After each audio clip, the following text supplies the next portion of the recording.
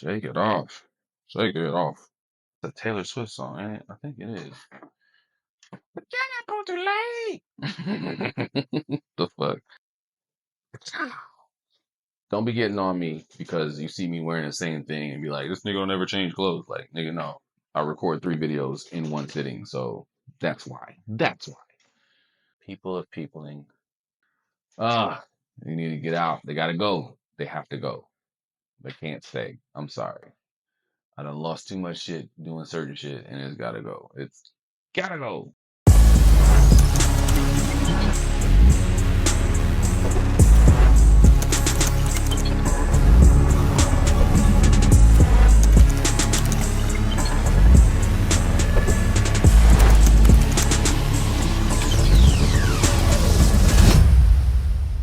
Welcome. Transmissions from the dark.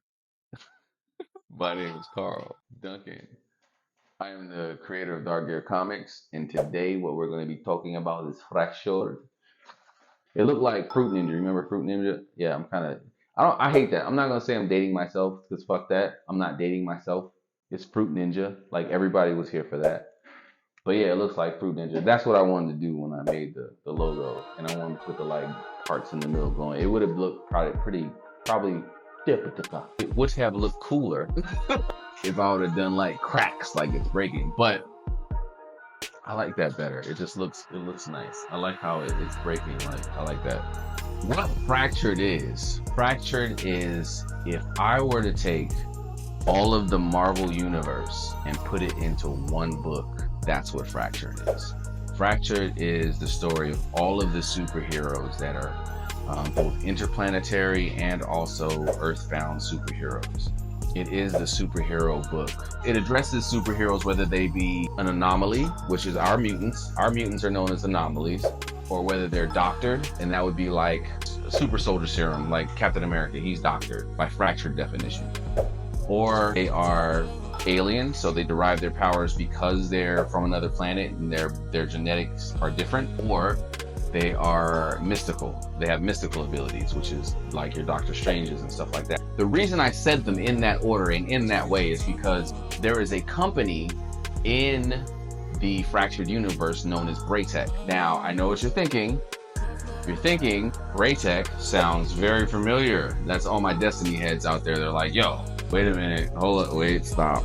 I already know what y'all doing. I know. You're like, wait a minute, hold on. You said Braytech. Braytech is also in. First of all, it's spelled differently. Second of all, it's different. So Braytech, they're like what kids that make superhero enhancements in My Hero Academia, they're like that. They work with superheroes to enhance their abilities with the stuff that they have. Like Daredevil, for example. Daredevil can sense bullets and all this other shit. He has enhanced agility, but he's not bulletproof. They would make him a bulletproof bodysuit so that he can, fight crime, defend stuff without dying too. But also, they low-key study superpowers. Along with Fractured, and I haven't shown this, but there is also a compendium that I'm working on that is from the Fractured universe that goes over all of our power scaling. The compendium is dope as fuck because it has all of the superpowers, why they're superpowers, how they work, the phylum and categories that all the superheroes fall into because of what kind of powers they have, whether they're anomalies, whether they're, like I said, their powers are doctored, mystical, or alien. That all of that stuff factors in. That's just a small part of it. Back to the story. So Fractured is dope in that sense, as it's my only comic book in Dark Gear Comics that deals with Spandex heroes. Your Supermans, your Batmans, your all that stuff. Now there's some characters that are from other books that fall into this book. Like I said, Vagrant was one of these characters. The story of Fractured is it's over a spread out timeline. What you're trying to find out in Fractured is who is the villain? Who is the villain in this that causes this massive crazy shit to happen? Because you think it's one person, but it's really fucking not. So that's what we're solving for in Fractured. We see the events, we see the results of this event when it happens. We see the shift in power change because of these events. We follow our superheroes. We have villains, and they are very much so public. There's people that walk around that have mutations. There's people that walk around that have abilities. There's a team known as the Right. They are like superhero pop stars, but they are American. So there's one person who's not American. I mean, shit, he's not even from this world, but he's alien, and that'd be Vector. So Vector came to this world from his original planet. He was kicked out of his world because he was supposed to be, they were trying to make superheroes on his planet. Like, basically he was the runt of the litter, and they were like, get the fuck out of here. And so they tossed him. You know, he was floating in space, and then he landed on Earth. Because of the Earth's atmosphere, the serum wasn't a dud in his body. But when he hit Earth, our atmosphere, our oxygen, it activated the serum in his body. So he got super strong. He got super fast. The gravity is different on our planet, so he can move a lot faster. He can fly and shit. So it's different for him. But also he has a moral compass because he was a soldier on his old planet. He was a good soldier. As soon as he touched down, he fought crime. He got recruited into the right, which is sponsored by Braytech. So we have Vector, who is co-leader. The main leader is actually Artemis, who is the goddess of the hunt. Here's another thing that factors into the fractured world or universe, is that the gods, Olympic gods, are also considered heroes. So you have Artemis, you have Vector, you have Slave, which is, hold on, what Slave is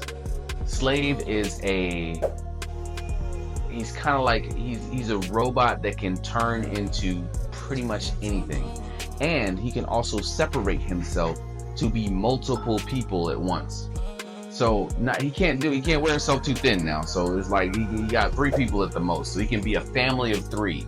He can be both the father, the mother, and a daughter or a son, and just move through and massacre a whole group of people. He was a project that fucking got loose. It became sentient, and then it broke free and also improved itself, so it can't be overtaken or overrun. It doesn't answer to anybody. It was used for espionage, and then, like I said, it got sentient, and then it was like, oh no, y'all ain't about to handle me, and I'm about to handle y'all. And then we have Stronghold, and then we have Blur. And Stronghold it's my hokey character, okay? He's my hokey character, okay? I like the Hulk, okay? I love the Hulk. Stronghold is that to me, like, but he's a brother, you know what I'm saying? He's a little scrawny dude. The only thing is it's not anger with him. It's just willpower. He gets stronger and powerful just by sheer will. He'll fuck you up. He is the Hulk or the tank of the group. And then you have Blur, which is our speedster. So, you know, they are the popular kids around the world. You know, they are the premier superhero league, and they're sponsored by Braytech Industries. But you have your other superhero teams, like you have Project Gifted, and then you have the Primes, which are they're like the rival superhero team to the right. It's more of a playful banter when it comes to them interacting, and they're both on different coasts too as well. So one's on one coast and the other one's on the other. So, but one's a little well known around the world, and then the other one's kind of like, you know, kind of ragtag in a sense. But they do have a leader, and their leader is the Codex. The Codex is one of my favorite characters that I have created. The Codex, I love this freaking concept so much. His powers are kind of like the Avatar. It's not an elemental. His abilities are transferred down for each user of the Codex. So the Codex is not him. The Codex is a thing. It's kind of like when you have like the Green Lantern. You know, they get the Green Lantern ring, they got powers, and then they use their powers and they die, and then it goes to somebody else. Instead of it just going to somebody else and then they got abilities and have to learn how to use it. Now that person whose essence was before you is going to train you on how to use the Codex. Not only that, when you have the Codex, you have to teach it something. It has to pick up a new ability. The longer the Codex is before it gets to you, you'll have a whole shit ton of powers, which is what he does. He has a whole crap ton of powers. So now it's gotten to him, and he's just like all these super abilities. Now, he was the big kid on the block. At one point in time, the Codex was like the world's Superman, and then Vector came down and just shut all that shit down. He's just so stand up. He's like Captain America on fucking steroids, basically, as far as just popularity is concerned. Everybody loves fucking Vector, and Codex is just like, you know, he's just lost in the sauce. He's just your average everyday guy. The dude does construction. He drives fucking Uber and Lyft until there's a problem, and then he's like, oh shit, I gotta go handle some business. You know what I mean? I gotta save the fucking day. But nobody knows who the Codex is. That's one of his abilities, is that he can he can effortlessly, cloak himself so that nobody knows until he's ready to reveal that he is the Codex. To them, he just looks like an average everyday guy. When I was trying to figure this out, when I was like, what would make this story go? Like, what would be the driving force behind it? And the story starts with anarchy. We got action. There's a villain that we have in the book. His name is the Collection. Now, the Collection, his abilities are that he can make multiples of himself, but the multiples that he makes all have different abilities. And this multiple could have optic blast, and then he can make another multiple of himself who could turn into stone, and then he'll make another multiple of himself who can like phase through walls. But he can only do so many. Come to find out, where he gets his ability from is he's pulling them from alternate dimensions. So they're just different versions of himself. It's not that he's making or creating them, he's yanking them from different dimensions. Also, he can communicate with them, telepathically. There's one that he doesn't fuck with. That he don't fuck with him because he's terrified of that motherfucker. This version of himself that he is terrified of, and he does not. He communicated with that motherfucker one time.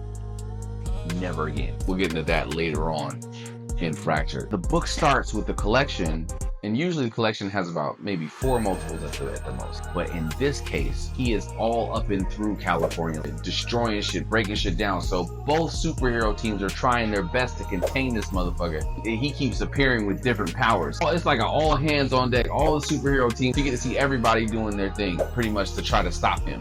What you run into is what's known as the Pacific Incident. I'm not going to get into what the Pacific Incident is, just know it's bad and the world goes into disarray. What we're doing, story-wise, is we're finding who the fuck did it, who's responsible. We lose a lot of people, we lose a lot of heroes. Fractured is finding the breadcrumbs that got us to that point.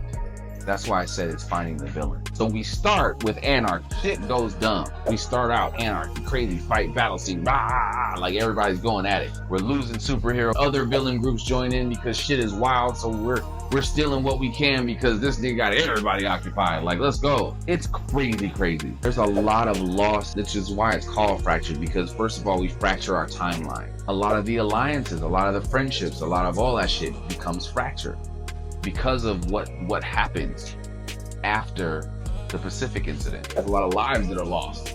So there's a lot of broken people behind those lost lives. It just has a lot of meaning to it. It's all of the superhero powers and superheroes all in one book. I've always wanted a superhero comic book. I just didn't want to spread everybody. I didn't want to spread it out. I didn't want to have, okay, this is, and eventually, hopefully, inshallah, they will have their own books, right? They will have their own, their own titles, inshallah, hopefully. I have 2 covers for this book. Both of them are done by Don Aguilo. And man, Donna's a real cool guy. I met him at San Diego Comic-Con. We talked a lot about the covers and him doing the artwork for it. I'll show you the covers he did, man. They came out beautifully. You'll definitely see him on here. I'll show them. I would like him to be the artist. Both Casey Broker and Ruben worked on this in tandem and on the writing wise. Unfortunately, I'm sorry, fellas. I'm gonna be completely honest. I didn't read the whole thing because I'm going through a lot of shit. So I'm sorry. So I can't even tell my people that are watching this like it was fire. I'm sure it was because the way these brothers work it's insane. I love this universe, man. I absolutely love this universe. I feel that we can kind of venture off into different worlds and different realms behind this one book. Like, you can do so much with it, and I think that's going to be part of it, to where it's like you can do a story arc where you get part of it and then you come back and you're like, wait a minute, what do we do that? What was that story for? And then it's revealed in the next series of books from Fracture. You're like, oh shit, that's why he did that. Oh wow. That's when the story changes and you're like, holy shit, I wasn't ready for that. Like, that's the type of shit Fracture is gonna have for you. So I'm excited about this book. I'm excited for it. I'm excited to see it. I'm excited to feel it, open it, read it, all that shit. I am excited about this book. It's my very first superhero book with superhero spandex, super clad people with extra powers kicking each other's ass. I can't wait for you guys to pick it up either. You can always, like I say, you can always go to darkgearcomics.com and check it out and read more, see a little bit about Braytech, look into the compendium a bit so you can kind of get our power scaling. And just, man, enjoy and go see it and go hit it and go grab it. My name is Carl Duncan. I am the creator of Dark Gear Comics, and I appreciate you guys for stopping through, whether this video found you in the morning, the afternoon, or the evening. I appreciate the love. I'm glad you're here. You could be anywhere in the world, but you're right here with me, and I appreciate that. Also, I need 3 free things. That's all. If you could like, share, and subscribe, I really appreciate that so much. Thank you so much. Thank you so much. Like I say this almost on all of the videos. I'm just trying to get that algorithm going. Let's get that algorithm moving. That's all I'm asking for. Share that shit. Get it out there. Let's push it. Let's push it. Let's push it. I need people to see it. I need people to see it so they can go, oh, that's a dope ass comic. How are we gonna get that out? Okay, great. Let's start this Kickstarter. Let's get it pushing. Let's make it happen together. Let's do it. Thank you so much. Thank you so much for showing up. Thank you so much for checking this out. I do appreciate all of you. And that's it, man. I'm grateful. I have all the gratitude in the world. Thank you so much. Much love. And you guys have a good day, good night, good evening, good afternoon. All right. Peace.